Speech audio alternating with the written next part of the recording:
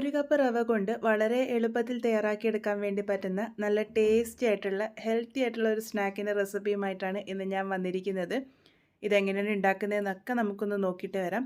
അതിന് മുന്നേ ആയിട്ട് എൻ്റെ ചാനൽ ആദ്യമായിട്ട് കാണുന്നവരാണെങ്കിൽ ഞാനിടുന്ന വീഡിയോസ് നിങ്ങൾക്ക് ഇഷ്ടമാവുന്നുണ്ടെങ്കിൽ ചാനൽ ഒന്ന് സബ്സ്ക്രൈബ് ചെയ്ത് സപ്പോർട്ട് ചെയ്യാൻ മറന്നു പോവല്ലേ. സബ്സ്ക്രൈബ് ചെയ്യുമ്പോൾ തൊട്ടടുത്ത് കാണുന്ന ആ ഒരു ബെല്ലൈക്കൺ കൂടെ പ്രസ് ചെയ്ത് ഓൾ എന്ന ഓപ്ഷൻ എനേബിൾ ചെയ്യുകയാണെങ്കിൽ ഞാനിടുന്ന വീഡിയോസിൻ്റെ നോട്ടിഫിക്കേഷൻ നിങ്ങൾക്ക് കിട്ടുന്നതായിരിക്കും.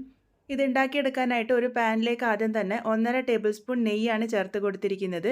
ഇതിലേക്ക് 1 കപ്പ് റവയാണ് ചേർത്ത് കൊടുക്കുന്നത്. ഞാനിവിടെ നല്ല നേർത്ത റവയാണ് എടുത്തിരിക്കുന്നത്. നിങ്ങൾക്ക് സാധാരണ ഉപ്മാവ് ഉണ്ടാക്കുന്ന റവയോ അല്ലാന്നുണ്ടെങ്കിൽ തടിച്ച റവ വേണമെങ്കിൽ ഉപയോഗിക്കാവുന്നതാണ്. തടിച്ച റവയാണ് ഉപയോഗിക്കുന്നതെങ്കിൽ ഒന്ന് മിക്സറിൻ്റെ ജാറിലിട്ടിട്ട് ഒന്ന് പൊടിച്ചെടുത്തിട്ട് ഉപയോഗിക്കുന്നതായിരിക്കും നല്ലത്.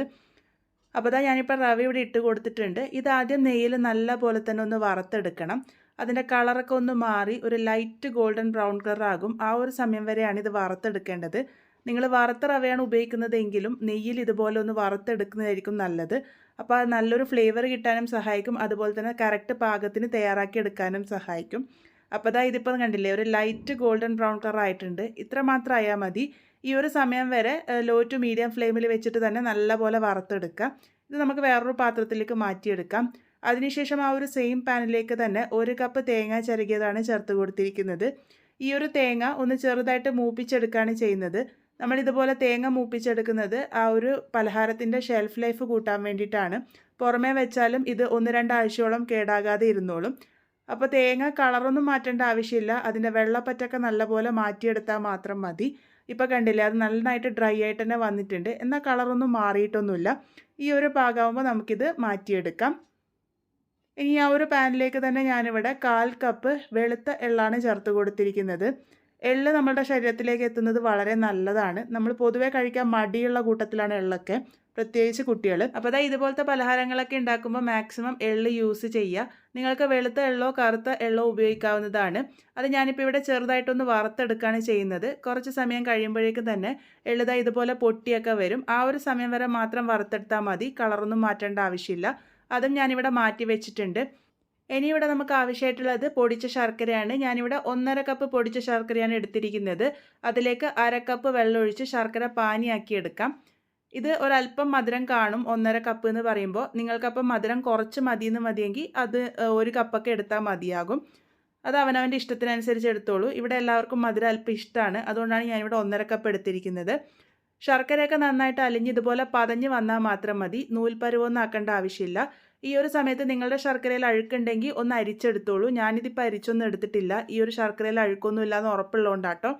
ഇനി ഇതിലേക്ക് നേരത്തെ വറുത്ത് വെച്ചിരിക്കുന്ന തേങ്ങയും എള്ളും ചേർത്ത് കൊടുത്തിട്ടുണ്ട്. ഇതാദ്യം ശർക്കരയിൽ ഒന്ന് നല്ലപോലെ തന്നെ മിക്സ് ചെയ്തെടുക്കുക. എന്നിട്ട് ഒരു 45 സെക്കൻഡോളം ഒന്ന് വേവിച്ചെടുക്കുക. ആ ഒരു തേങ്ങയിലൊക്കെ ശർക്കര ഒന്ന് പിടിച്ചു വരാൻ വേണ്ടി സഹായിക്കും. ഒരുപാട് നേരം വെക്കേണ്ട ആവശ്യമില്ല. ഏകദേശം 45-50 സെക്കൻഡൊക്കെ ഞാൻ വെച്ചിട്ടുണ്ട്. അതിനുശേഷം നമുക്കിതിലേക്ക് വറുത്ത് വെച്ചിരിക്കുന്ന റവ ചേർത്ത് കൊടുക്കാം. റവ ഞാനിവിടെ മുഴുവനായിട്ടും തന്നെ ചേർത്ത് കൊടുത്തിട്ടുണ്ട്. അതിനുശേഷം ഇത് നന്നായിട്ട് തന്നെ ഒന്ന് മിക്സ് ചെയ്തെടുക്കാം. ലോ ടു മീഡിയം ഫ്ലെയിമിൽ വെച്ചിട്ടാണ് ഞാൻ ഈ കുക്കിംഗ് ഒക്കെ ചെയ്തിരിക്കുന്നത്. അപ്പോൾ റവ ചേർത്ത് കൊടുത്ത് ഒട്ടും കട്ടകളില്ലാതെ നല്ല പോലെ തന്നെ ഒന്ന് മിക്സ് ചെയ്തെടുക്കുക. കുറച്ച് സമയം കഴിയുമ്പോഴേക്കും ഇത് നന്നായിട്ട് മിക്സായിട്ട് വന്നോളും. അതുപോലെ തന്നെ റവ ആയതുകൊണ്ട് തന്നെ ആ ഒരു വെള്ളപ്പറ്റൊക്കെ നന്നായിട്ട് പെട്ടെന്ന് മാറി വന്നോളും. ഇതിപ്പോൾ ഒന്ന് മിക്സ് ചെയ്തെടുത്തിട്ടുണ്ട്. അതിനുശേഷം ഞാനിതിലേക്ക് ഏകദേശം 1/2 കപ്പ് അണ്ടിപ്പരിപ്പ് ഒന്ന് മിക്സറിൻ്റെ ജാറിലിട്ട് പൊടിച്ചെടുത്തതാണ്. മുഴുവനായിട്ടും പൊടിച്ചെടുക്കണമെന്നൊന്നുമില്ല. കുറച്ച് ഇതുപോലെ കട്ടകൾ ഉണ്ടായാലും കുഴപ്പമൊന്നുമില്ല. അണ്ടിപ്പരിപ്പ് നിങ്ങൾക്ക് നെയ്യിൽ വറുത്തെടുത്തിട്ട് ഒന്ന് ക്രഷ് ചെയ്തിട്ട് വേണമെങ്കിലും ചേർത്ത് കൊടുക്കാവുന്നതാണ്. അതുപോലെ നിങ്ങൾക്ക് കടിക്കുന്നതാണ് ഇഷ്ടമെങ്കിൽ ഇത്രയും പൊടിച്ചെടുക്കേണ്ട ആവശ്യമില്ല. ആ ഒരു രീതിക്ക് വേണമെങ്കിലും തയ്യാറാക്കി എടുക്കാവുന്നതാണ്. അതിനുശേഷം നല്ല പോലെ തന്നെ ഒന്ന് മിക്സ് ചെയ്തെടുക്കുന്നുണ്ട്. അതിനുശേഷം ഇനി ഇത് വരട്ടിയെടുക്കുകയാണ് വേണ്ടത്. ഇപ്പോൾ ഇത് ഞാനിപ്പോൾ നല്ല പോലെ തന്നെ മിക്സ് ചെയ്തെടുത്തിട്ടുണ്ട്. നല്ലൊരു ഫ്ലേവറിനായിട്ട് ഞാനിവിടെ 1/4 ടീസ്പൂൺ ഏലക്ക പൊടി കൂടെ ചേർത്ത് കൊടുക്കുന്നുണ്ട്. നിങ്ങൾക്ക് ജീരകത്തിൻ്റെ പൊടിയും ചുക്കിൻ്റെ പൊടിയൊക്കെ ചേർത്ത് കൊടുക്കാവുന്നതാണ്. ഞാനിപ്പോൾ ഇവിടെ ഏലക്കായൻ്റെ പൊടി മാത്രമാണ് ചേർത്ത് കൊടുത്തിരിക്കുന്നത്. അതിനുശേഷം നന്നായിട്ട് തന്നെ ഒന്ന് മിക്സ് ചെയ്തെടുക്കണം. ഇനി ഇതിൻ്റെ പാകാവുന്നത് വരെ വരട്ടിയെടുക്കുകയാണ് വേണ്ടത്. ആ ഒരു വെള്ളപ്പറ്റൊക്കെ ചെറുതായിട്ട് മാറി ഒന്ന് പാനിൽ നിന്നൊക്കെ നന്നായിട്ട് റിലീസായിട്ട് വരും. ഇപ്പോൾ അത് അത്യാവശ്യം നന്നായിട്ട് കട്ടിയായിട്ട് വന്നിട്ടുണ്ട്. ഒരുപാട് ഡ്രൈ ആക്കി എടുക്കരുത്. കാരണം റവ ആയതുകൊണ്ട് തന്നെ ഇതിൻ്റെ ചൂടൊരൽപ്പം ആറി വരുമ്പോൾ വീണ്ടും ഡ്രൈ ആയിട്ട് വരും. അപ്പോൾ ഒരു ചെറിയ പറ്റിൽ വേണം എടുക്കാൻ വേണ്ടിയിട്ട്.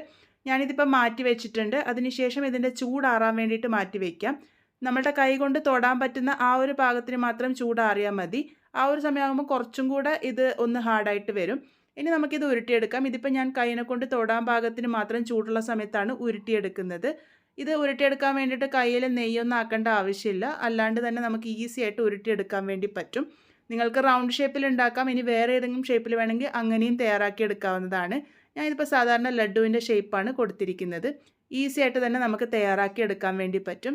അപ്പോൾ വളരെ സിമ്പിളായിട്ടുള്ള റവ കൊണ്ടുള്ള നമ്മളുടെ ലഡു ഇവിടെ റെഡി ആയിട്ടുണ്ട്. വളരെ ഹെൽത്തി ആയിട്ടുള്ള നല്ല ടേസ്റ്റി ആയിട്ടുള്ള ലഡുവാണ്. ഇത് പുറമേ വെച്ചാൽ തന്നെ 2 ആഴ്ചയോളമൊക്കെ കേടാകാതെ ഇരുന്നോളും. കാരണം അതിലുള്ള തേങ്ങയൊക്കെ നമ്മൾ വറുത്തൊക്കെ ഇട്ടത് കൊണ്ട് തന്നെ. അതുപോലെ തന്നെ നെയ്യും വളരെ കുറച്ചേ ഉപയോഗിച്ചിട്ടുള്ളൂ. എല്ലാവരും എന്തായാലും ട്രൈ ചെയ്ത് നോക്കൂ. ഫീഡ്ബാക്സ് ഒക്കെ പറയാൻ മറക്കരുത്. വീണ്ടും ഒരു നല്ല റെസിപ്പിയുമായി കാണാം.